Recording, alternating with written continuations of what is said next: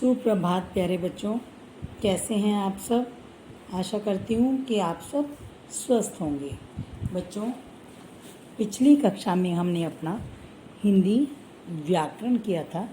आज की कक्षा में हम अपना हिंदी व्याकरण तथा हिंदी उड़ान करेंगे, ठीक है।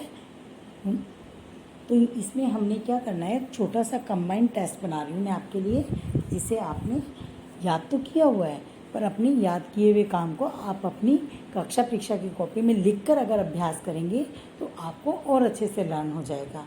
क्योंकि आपके अब पीरियडिक होने वाले हैं, पता नहीं कब आपकी डेट शीट आ जाएगी, हमें भी नहीं पता है, ठीक है बेटा। तो ताकि आप अपनी तैयारी करके रखें और अपनी तरफ से पूरा 100% देने की कोशिश करें।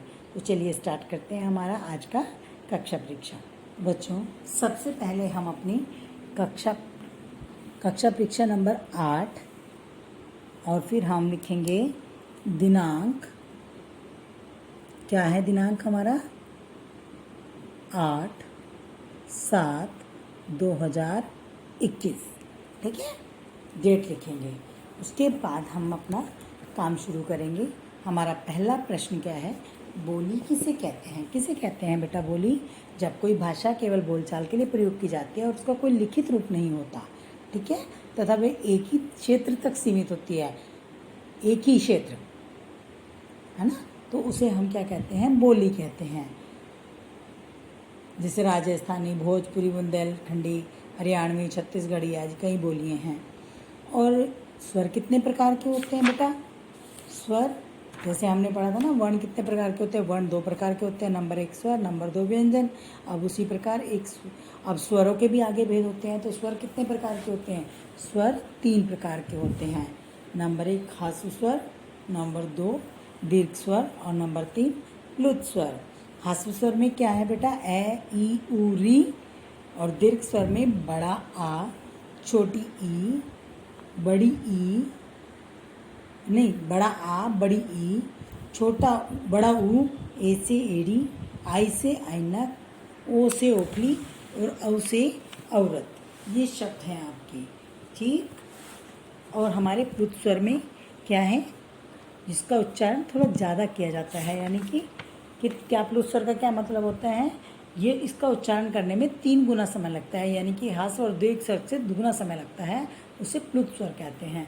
जैसे ओम बोला आपने, ओम को बोलकर देखिए कितना समय लगता है ना।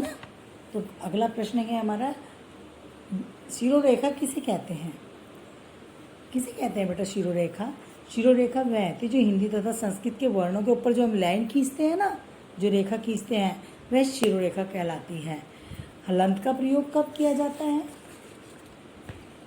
कब किया जाता है? हलंत का प्रयोग अरहित वर्ण को लिखने के लिए किया जाता है। अरहित वर्ण कौन से होते हैं? जैसे मैंने आपको बताया था, स हलंत, मैं हलंत, है हलंत, ल हलंत। तो ये सारे क्या हैं? अरहित हैं। और अगर इसमें ए लग जाएगा तो ये है, से, ल, मैं, ये पूरे शब्द बन जाएंगे, पूरे वर्ण बन जाएंगे, ठीक है। तो चलिए हमारा अगला प्रश्न क्या है? सही गलत। दिल्ली में सर्कस कंपनी आई थी। बताओ बच्चों, क्या दिल्ली में सर्कस कंपनी आई थी? सही है या गलत? ये आंसर आपका गलत है। नंद एक क्रूर और दूसरों को सताने वाला राजा था। बिल्कुल सही। बालक चंद्रगुप्त बुद्धिमान था। यस, बुद्धिमान था, मूर्ख नहीं था। वो क्या था? बुद्धिमान था। माँ ने गोपाल को बंदर लाने के लिए एक भी पैसा नहीं दिया। दिया था या नहीं दिया था?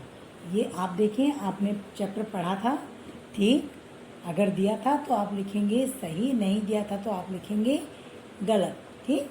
जो भी लिखा है, जो भी आपका आंसर है, आप उसको पढ़कर और समझकर लिखेंगे बच्चों।